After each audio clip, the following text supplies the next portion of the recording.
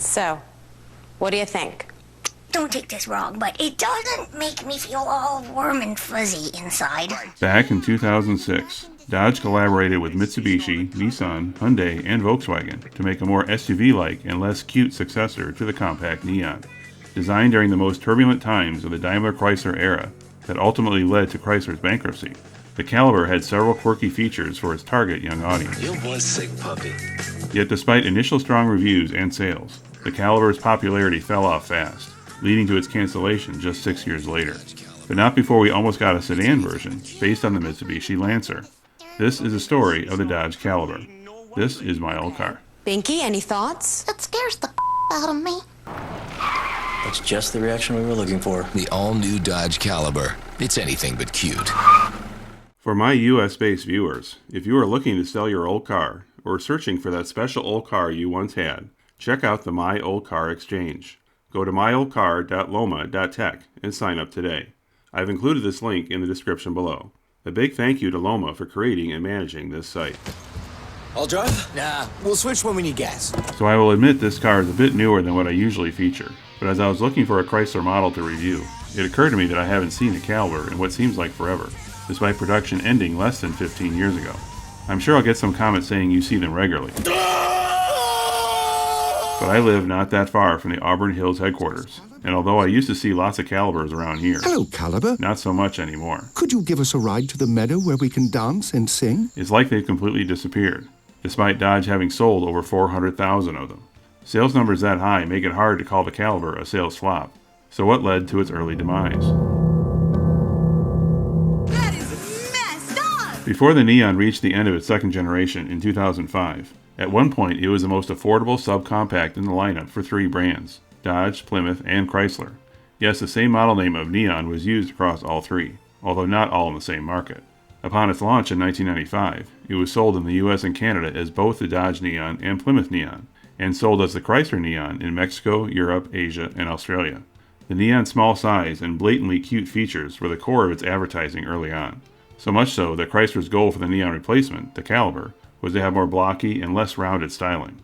But this styling direction was also influenced by the company's plan to have the new model's platform shared with two new Jeep models, the Patriot and Compass, and that ultimately led to the Caliber's hatchback body style. As I noted in this episode's intro, the Caliber wasn't just a Chrysler car. It owes its existence to other automakers as well, with the biggest contributor being Mitsubishi. In fact, the original platform, called the GS, was designed by Mitsubishi for their Lancer model, a key point that could have led to an entirely different Caliber that I will talk about later. Mitsubishi and Chrysler had been longtime partners since the 1970s, and although that partnership stayed on following the Daimler-Chrysler merger, Mitsubishi left the partnership in 2004. However, Daimler-Chrysler didn't lose ownership of Mitsubishi's GS platform, and consequently made several changes to the wheelbase, track, and overall length to create the Caliber, Compass, and Patriot. Since the Caliber took the Neon's place as Dodge's least expensive car, and with the value-oriented Plymouth brand having been gone since 2001, the entry point for the Caliber was at a level of cheap that seemed more at home 20 years earlier than the mid-2000s. The base SE trim did not have air conditioning, power locks, power windows, or power mirrors. It only had steel 15-inch wheels with hubcaps, and only front-wheel drive. It also didn't offer a tachometer, even when it was equipped with a manual transmission. Under the hood, the Caliber's engine and transmission were not Chrysler's traditional offerings. The base 1.8-liter naturally aspirated four-cylinder was part of an engine series called the World Gasoline Engine, made by Global Engine Alliance, which was a shared development between Chrysler, Mitsubishi, and Hyundai. This 1.8-liter made just 148 horsepower and came standard mated to a 5-speed manual transmission. However, the SE could be optioned with a 2-liter World engine that made 10 more horses and mated to a continuously variable transmission, or CVT.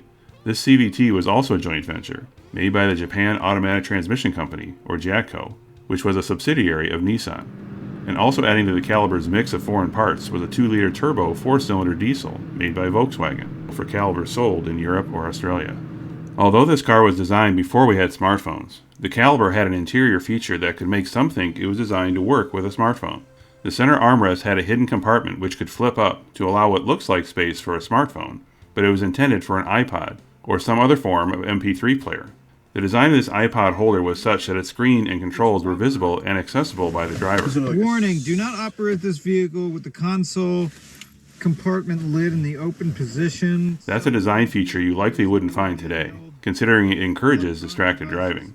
Yes, I know the big screens we have in our cars today are just as distracting, but this may be one of the earliest examples of integrating handheld devices into our cars, something that we take for granted in modern cars today. So like you can put your cell phone here and I guess be on speakerphone? Welcome back, everybody. We're down at Zent's Customs. Let's see what they're gonna do with this baby. Above the SE trim was the SXT, which although had the same engine options, you also got air conditioning and all the power features that were missing on the SE, optional aluminum wheels, and a tachometer.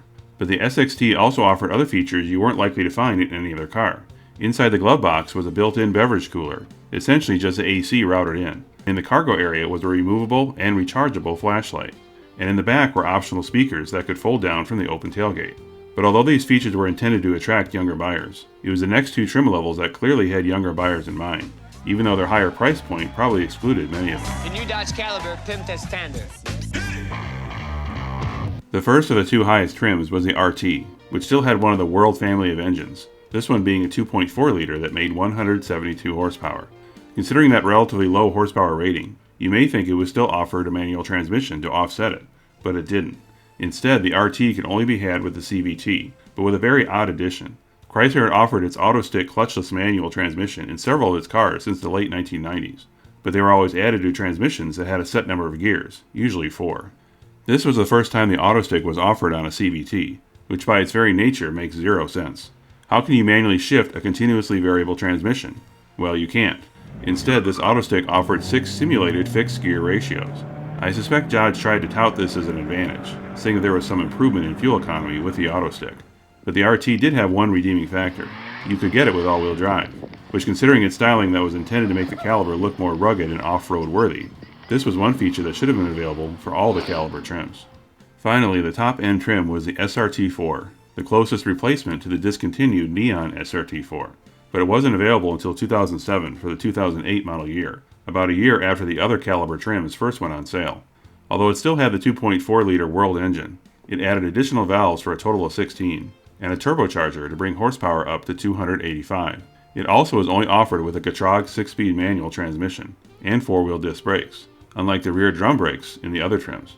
In fact, the Caliber's SRT4's front brakes were the same as those on the Dodge Charger's police package. Added to that were 19-inch wheels and functional hood scoops. This high-performance engine routed all of its power to the front wheels, which in older low-power performance cars, like the Omni GLH, meant ridiculous torque steer. The Caliber had less torque steer, but it was still there, so anyone truly serious about performance probably chose the then-new rear-wheel drive Dodge Charger. As this was the mid-2000s, the SUV craze hadn't yet grown to what it is today, so smaller cars still had a fighting chance to sell.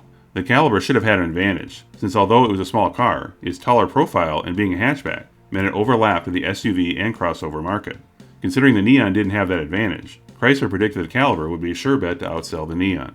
Although the Neon sales peaked at over 240,000 in 1996, they dropped to 128,000 by its last year of 2005. The Caliber's best year was 2007, when it reached sales of 136,000. At the time, I remember seeing a lot of them around, but with sales numbers not coming close to what the Neon had in its early days, clearly not every Neon buyer switched to a Caliber. By 2009, sales had dropped to only around 59,000, but this was also after the housing market crash which started the Great Recession. It also was a rough period for Chrysler, considering that Daimler had since exited, and Cerberus Capital Management bought Chrysler for $7.4 billion in 2007, far less than the $36 billion Daimler had paid to merge with Chrysler in 1998. Then there was Chrysler's bankruptcy in 2009, followed by Fiat buying a 20% share.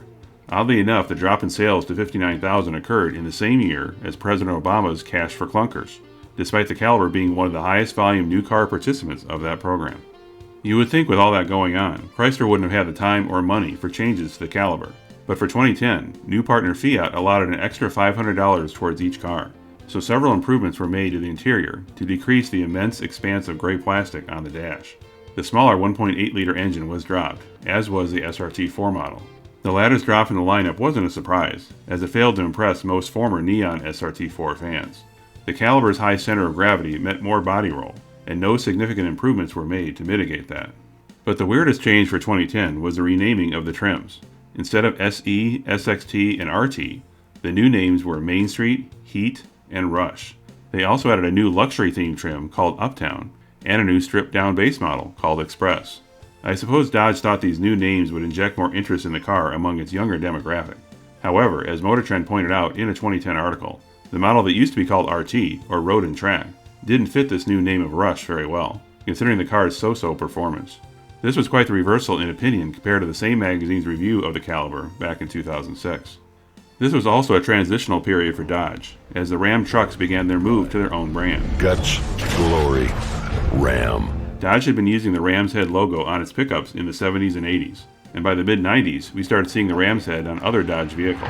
Intrepid is one of Car and Driver's 10 best. But once the decision was made to split off the Ram trucks to be their own brand, that meant the Ram's Head logo on Dodge cars just added to the confusion with the names. In 2011, the Caliber, along with the Jeep Liberty clone Dodge Nitro, they were the last Dodge models that still have that Ram logo on the front grille. No plans were made to update the logo on either car, as both were slated to end production that year. However, you may recall that in my intro to this episode, I mentioned that there could have been a sedan version of the Caliber. This picture posted on thedrive.com shows what looks like a small Dodge sedan with Caliber badging, and when you look at it closely, it looks a lot like a Mitsubishi Lancer.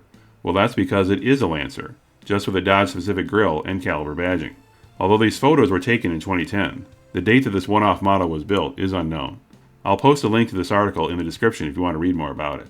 Although the last Caliber was built on November 23, 2011, they still had a 2012 model year. These 2012 models abandoned the silly trim names introduced in 2010, so now they just had SE, SXT, and SXT Plus, the latter replacing the RT.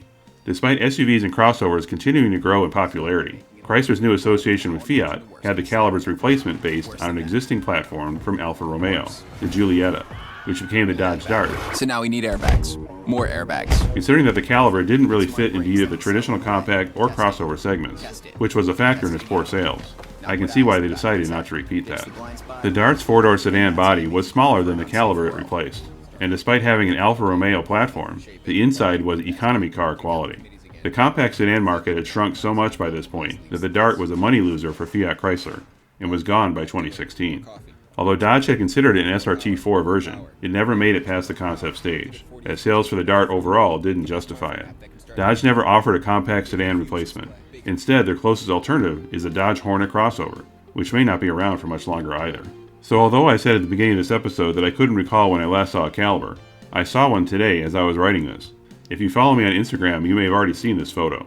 For some reason it seems smaller than when I last saw it, but that may be because everything else on the road today is bigger.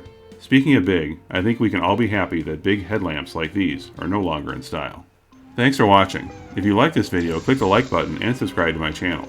If you once owned a car from the 70s to mid-2000s that you rarely see today and would like it featured in a future episode, leave a reply in the comments or contact me at the email shown here. See you next time.